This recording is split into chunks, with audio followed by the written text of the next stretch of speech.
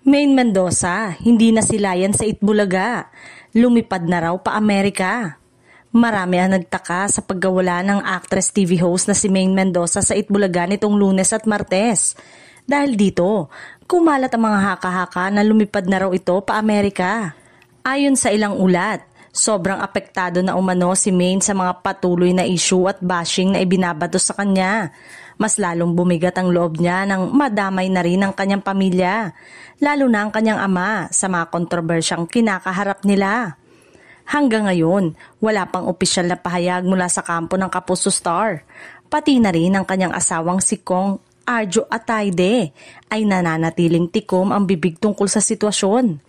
Samantala, huli namang nasilayan si Kong Arjo sa pamamahagi ng relief goods sa kanyang distrito sa Quezon City.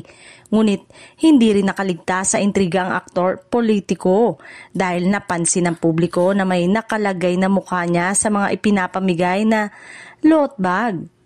Sa ngayon, nananatiling pawang haka-haka lamang ang balitang pag-alis ni Maine at patuloy na hinihintay ng kanyang mga fans ang malinaw na kumpirmasyon mula sa kanya o sa kanyang pamilya.